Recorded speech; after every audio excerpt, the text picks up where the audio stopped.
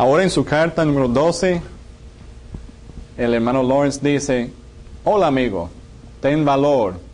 Dios a menudo deja que pasemos por dificultades para purificar nuestra alma y enseñarnos a contar más con Él. Preséntale a Él tus problemas sin cesar, para que con su fuerza los superes. Habla con Él a menudo, no lo olvides, alábalo, cuando las dificultades son mucho más fuertes. Ve humilde y amorosamente al trono de la gracia, como un niño cuando se presenta ante su tierno Padre, y pídele la ayuda que necesitas de su gracia. Te apoyaré con mis humildes oraciones. Dios tiene varias maneras de dibujarnos su presencia, pero a veces se esconde de nosotros. En esos momentos nuestra confianza debe apoyar en nuestra fe fundamentada en Dios. La misma no fallará. Recuerda que Dios nunca nos deja a menos que nosotros lo dejemos a Él primero. Debemos ser cuidadosos de no separarnos de su presencia. Constantemente debemos estar en su presencia, sea que vivamos o que muramos. Pídele a Dios por mí y yo lo haré por ti. Todo en nuestro Señor. Estamos en Mateo capítulo 4 estudiando acerca de las tentaciones de Jesús y notando aquí cómo Él utiliza algunas citas del pasaje del Antiguo Testamento, de los pasajes de los discursos de Moisés que estuvimos leyendo en la sesión pasada. Vemos aquí que Jesús aparentemente había leído los discursos de Moisés, los conocía muy bien porque en su enfrentamiento o confrontación con Satanás, Él cita esos pasajes. Por ejemplo, el pasaje que leímos en Deuteronomio 8, versículo 3, Jesús responde en Mateo 4:4. Y respondió y dijo: está escrito, no solo de pan vivirá el hombre, sino de toda palabra que sale de la boca de Dios. ¿Cómo es que Jesús cómo es que mira al Antiguo Testamento? ¿Qué es lo que le enseña respecto al pasaje, a los pasajes, a las escrituras del Antiguo Testamento? Bueno, vemos en su uso a través de los evangelios, y aquí en particular donde estamos en Mateo 4, que Él enseña su autoridad. Obviamente, si Jesús está citando a las palabras de Moisés en un momento tan crítico de su vida, cuando está siendo tentado por Satanás, están ahí luchando mano a mano, se puede decir, en el desierto, están uno con uno, en confrontación directa. Obviamente Jesús cree que hay autoridad y poder en su palabra, en la palabra inspirada de Dios del Antiguo Testamento. También Él enseña, nos hace ver su confiabilidad. Los escritos en el Antiguo Testamento son confiables, son suficientes. Cuando Pablo en 2 de Timoteo habla de las Escrituras y lo que pueden hacer en nosotros, está refiriéndose a los antiguos escritos, a las Escrituras del Antiguo Testamento como son conocidas hoy en día. También que vemos que Jesús en el Sermón del Monte se refiere a la indestructibilidad de esos escritos. Él habla de su unicidad, que no hay nada como eso. Todo eso, al igual que el Nuevo Testamento, es de Dios y tiene autoridad y poder, y hay claridad también. Obviamente Jesús aceptaba como figura histórica a Moisés, porque toma sus palabras y las cita, las utiliza en un momento decisivo de su vida. Y vemos que Jesús enseña la veracidad de las palabras y su infalibilidad. Jesús había escuchado las palabras de Moisés, había pasado tiempo en lo que nosotros estamos promoviendo ahora mismo, la disciplina del estudio. Y esa disciplina del estudio, eso de asimilar las palabras de Dios y tomarlas como parte de nuestro ser, de nuestra existencia, le ayudó en un momento muy fuerte de su vida, porque Él sacó de ahí, de su relación con Dios, de haber consumido y comido la palabra de Dios, sacó de ahí para poder resistir las tentaciones de Satanás y superar al enemigo en esa batalla. Muchos siglos después de Moisés, encontramos en los Salmos un músico escribiendo, alabando las leyes, los mandamientos de Dios, la palabra de Dios. Y dice en el Salmo 119, versículo 105, un versículo muy conocido: lámpara es a mis pies tu palabra y lumbrera a mi camino. ¿Podemos nosotros decir lo mismo hoy en día?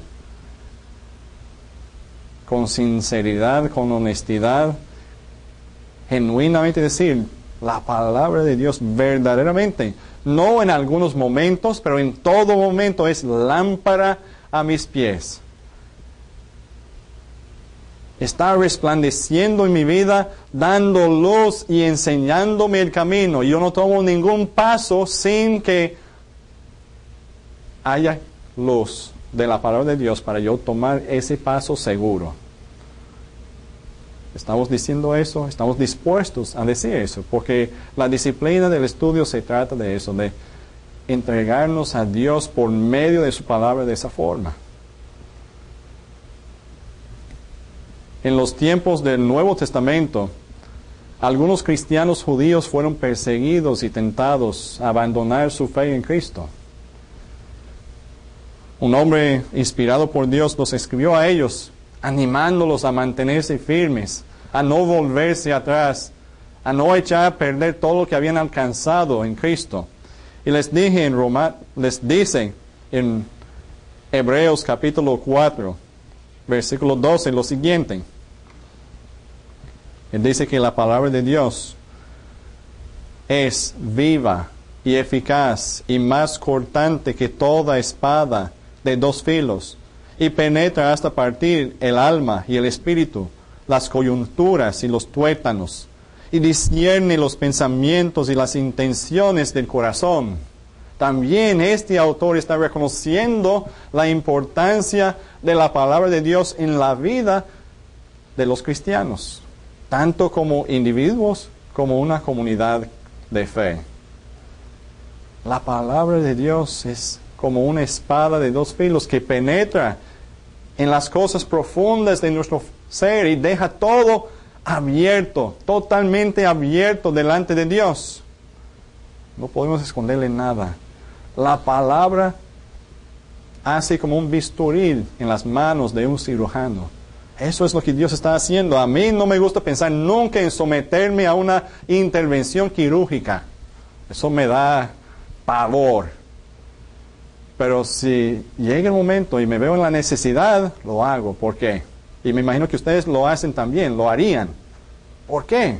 ¿Por qué dejar que otro ser humano tome en sus manos un instrumento con filo y que abra nuestro cuerpo, que meta sus manos y otros instrumentos en las profundidades de nuestras entrañas, de nuestros órganos internos, que manipule cosas y dejar que corte parte de nosotros, que lo saque y luego que nos cosa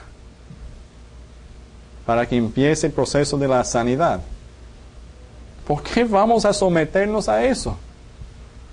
Bueno, porque sabemos que aunque quizás el proceso de la cirugía puede ser un poco difícil, puede ser doloroso, puede durar mucho tiempo en algunos casos, sabemos que el propósito es para el bien, que el propósito es para sacar lo malo que hay en nosotros, en nuestro cuerpo físico, algo que está impidiendo el buen crecimiento, algo que está impidiendo la buena función de alguna parte del cuerpo, algo que nos puede llevar a la muerte quizás. Nos sometemos a la cirugía, a ese proceso por eso. Lo mismo sucede con la palabra de Dios, según este autor. La palabra de Dios hace lo mismo.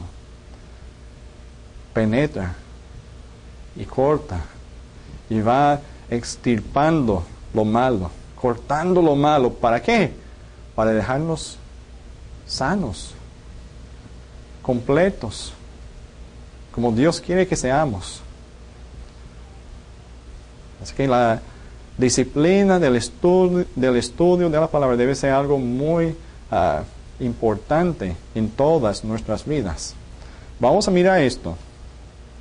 Hemos dicho en varias ocasiones y seguimos repitiéndolo porque creo que no podemos repetirlo demasiado. El propósito de las disciplinas espirituales es el cambio. Dios nos recibe tales como somos, pero Él no nos quiere tales como somos. No quiere dejarnos como somos, Él quiere darnos una imagen mejor. Si nos imaginamos como una casa, quizás nosotros llegamos a Cristo como un ranchito destartarado, cayéndose por ahí. Él no quiere que quedemos así, Él quiere convertirnos en un palacio donde vive un rey. ¿Y qué requiere eso? Requiere que vaya tumbando todas las partes viejas que ya no sirven de nuestra estructura y poniendo en su lugar muros o fundamentos, pisos, cielo raso, todo nuevo. Todo nuevo. Así que la meta o el propósito es el cambio. La transformación no en parte, sino total de la persona. A veces somos como niños. Un niño cuando tenía un dolor, bueno, si tenía un dolor de muela, vamos a suponer, ¿qué hace? A veces no hace nada. ¿Por qué? Porque conoce a su mamá, conoce a su papá, él siente el dolor y lo que quiere es que se le quite el dolor, ese dolor. Pero él no quiere ir al dentista. Yo no conozco niños a quienes les gusta ir al dentista y dejar que el dentista saque su taladro y para hacer o abrir un hoyo en su diente. Eso también me da pavor a mí cuando sacan esa aguja de anestesia para empezar su trabajo y llenar una carie, empastar una carie. Entonces el niño a veces se queda callado, no diciendo nada, no diciendo a su mamá que siente el dolor, porque él sabe que no es una solución parcial la que va a buscar su mamá para él. Es una solución total. No es que ella le va a dar solamente una pastilla para quitar o calmar el dolor en ese momento. Sí, en el momento lo hace, pero al día siguiente hace una cita con el dentista y lleva al niño al dentista para sacarle la muela o para empastarla o hacer alguna otra cosa. Así es Dios con nosotros y nosotros con Dios. A veces sentimos un dolor y queremos que Dios trate nada más ese dolorcito, que nos dé una solución de momento. Pero Dios no quiere hacer eso.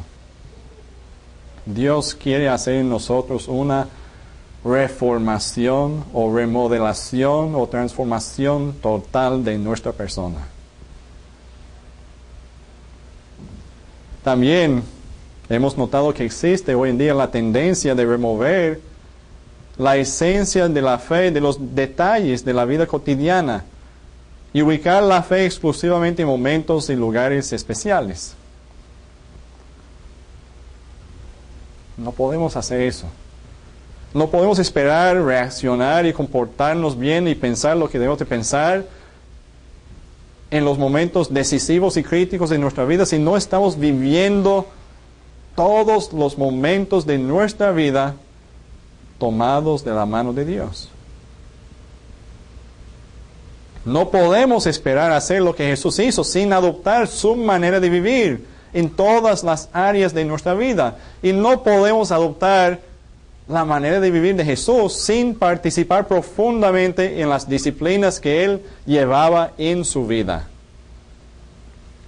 Estas nos ponen en contacto con el poder divino para reemplazar nuestras maneras viejas y destructivas, o maneras de pensar viejas y destructivas, con hábitos nuevos y vivificantes. Este proceso o este propósito se ve claramente en la disciplina del estudio. Ya hemos notado también que Pablo nos dice en Romanos capítulo 12, versículo 2, que somos transformados por medio de la renovación de nuestro entendimiento, por medio de la renovación de nuestra mente. Y también en Filipenses Pablo hace o da un buen consejo. Filipenses capítulo 4, versículo 7 y versículo 8. Él dice, por lo demás, hermanos, todo lo que es verdadero, todo lo honesto, todo lo justo, todo lo puro, todo lo amable, todo lo que es de buen nombre, si hay virtud alguna, si hay algo digno de alabanza, en esto pensad. Eso para mí es un gran desafío. Yo sé que es realmente lo que necesito hacer. Pero ¿qué sucede? En mi propia vida Satanás pone tantas imágenes delante de mis ojos que no debo mirar, en las cuales no debo pensar. Y es una lucha constante. Porque todos nosotros somos combatientes en una guerra espiritual. Satanás no se queda ahí con los brazos cruzados mirándonos mientras estamos practicando con toda nuestra fuerza, con todo nuestro corazón las disciplinas espirituales. Está metiéndose en nuestra vida tratando de tropezarnos en todos los puntos. Pero Pablo dice, todo lo que es bueno y justo y amable y puro, de buen nombre, estas son las cosas en las cuales debemos pensar. Wow. Como él dijo a Timoteo, la Escritura es útil para enseñarnos lo que necesitamos saber. Es útil para redarguirnos, para señalarnos lo que debemos dejar de hacer en nuestras vidas, las cosas equivocadas, quizás el comportamiento equivocado que estamos realizando, o las ideas erróneas que estamos pensando. Es útil también la palabra para corregirnos, señalarnos cómo cambiar, dónde cambiar, e instruirnos en lo que debemos comenzar a hacer. Con relación al estudio, Martín Lutero escribió lo siguiente: vela, estudia, ocúpate en la lectura. Ciertamente no puedes leer demasiado bien, y lo que lees bien no lo puedes entender demasiado bien, y lo que entiendes bien no lo puedes enseñar demasiado bien, y lo que enseñas bien no lo puedes vivir demasiado bien. O sea, su punto fundamental es que debemos de siempre estar dedicados al estudio. Por más que estudiemos, siempre nos falta algo más que aprender y poner en práctica en nuestra vida. Nosotros necesitamos desesperadamente una dependencia profunda y meditada de todo lo que sale de la boca de Dios. Yo quiero que miremos ahora un ejemplo que se encuentra en el libro de los Jueces, el capítulo 2. Vamos a leer del versículo 6 al 10, Jueces capítulo 2, versículos del 6 al 10. Aquí nos dice la palabra, porque ya Josué había despedido al pueblo, y los hijos de Israel se habían ido, cada uno a su heredad para poseerla. Y el pueblo había servido a Jehová todo el tiempo de Josué, y todo el tiempo de los ancianos que sobrevivieron a Josué, los cuales habían visto todas las grandes obras de Jehová, que él había hecho por Israel. Pero murió Josué, hijo de Nun, siervo de Jehová, siendo de 110 años. Y lo sepultaron en su heredad en Timnat Sera, en el monte de Efraín, al norte del monte de Gaz. Y toda aquella generación también fue reunida a sus padres. Y se levantó después de ellos otra generación que no conocía a Jehová, ni la obra que él había hecho por Israel. ¿Qué es lo que encontramos aquí? Bueno, encontramos algo que sucedió de generación en generación. Encontramos aquí 3 generaciones mencionadas en el libro de los Jueces. Encontramos primero la generación de Josué, que había visto las aguas del Mar Rojo separarse en dos grupos. La generación que había recibido la ley en el monte Sinaí, habían visto los relámpagos, habían escuchado los truenos. Era la generación que había luchado en la batalla de Jericó. ¿Y qué dice la palabra acerca de esta generación de Josué? Dice que permaneció fiel a Dios y su ley. Era la generación que conocía al Señor y había dado testimonio de sus grandes maravillas. Pero había una segunda generación también, la generación siguiente, los hijos de Josué, los hijos de los hombres que lucharon junto a él, los hijos y las hijas de las mujeres que habían recogido el maná en el desierto. Estos se criaron con las historias personales que sus padres y sus madres contaban de la liberación y de la provisión de Dios en el desierto. Ellos no habían visto derrumbarse los muros de Jericó quizás. No habían oído los retumbos del monte Sinaí seguramente. No habían visto las aguas del Mar Rojo ni las plagas en Egipto. Pero sus padres les enseñaron esas cosas de día y de noche. Y esa generación también permaneció fiel. Pero algo pasó con la tercera generación después del exilio, después del éxodo. ¿Qué fue lo que pasó con esa generación? Sus abuelos, como ya hemos notado, habían visto la gran mano de Dios trabajando y haciendo maravillas y portentos y cosas. Sus padres habían oído testimonios personales de las maravillas que Dios había obrado. Pero por algún motivo, la tercera generación después del éxodo recibió menor influencia de sus padres, los cuales conocían a Dios y lo que Él había hecho por Israel, que de la cultura que la rodeaba. Una cultura llena de ídolos y falsificaciones. ¿Qué pasó?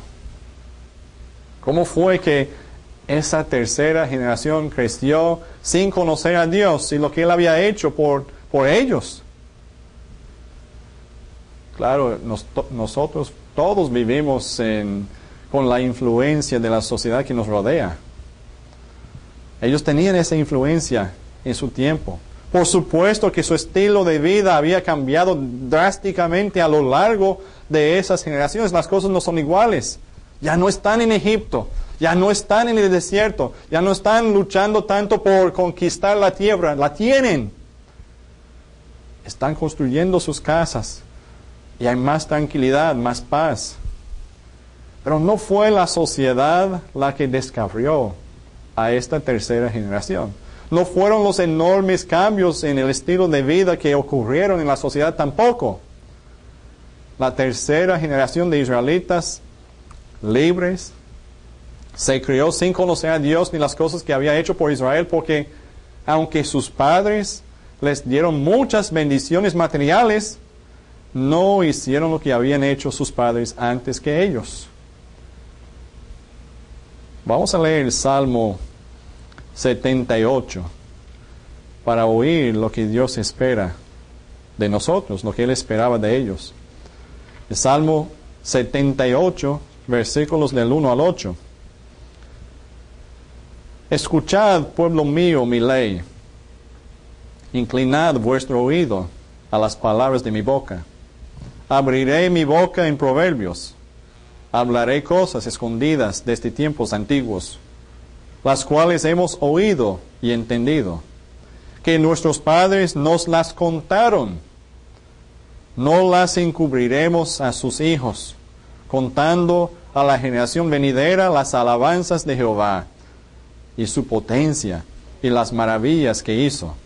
Él estableció testimonio en Jacob, y puso ley en Israel, la cual mandó a nuestros padres que la notificasen a sus hijos, para que lo sepa la generación venidera, y los hijos que nacerán, y los que se levantarán lo cuenten a sus hijos, a fin de que pongan en Dios su confianza y no se olviden de las obras de Dios, que guarden sus mandamientos y no sean como sus padres, generación contumaz y rebelde, generación que no dispuso su corazón, ni fue fiel para con Dios su espíritu.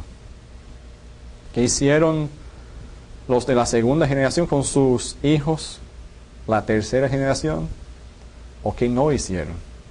No les contaron sus historias, las historias de las grandes maravillas de Dios en su vida, cómo Él los había sacado de Egipto, cómo Él les había guiado y protegido en el desierto, cómo Él les había entregado victoria tras victoria sobre sus enemigos para conquistar la tierra prometida. Por alguna razón aparentemente dejaron de repetir una y otra vez cómo Dios les había dado la ley y por qué sus mandamientos eran tan importantes. Ellos descuidaron las disciplinas, descuidaron la disciplina del estudio, por lo menos para con sus hijos. Queremos entender la importancia de esta disciplina, de mantenernos en el camino del conocimiento de Dios, porque si no, ¿cómo vamos a comunicarlo a nuestros hijos? Y pasará a ellos lo mismo que pasó a la generación, la tercera después del Éxodo. Dios quiera que no. Vamos a seguir con este pensamiento en la próxima sesión.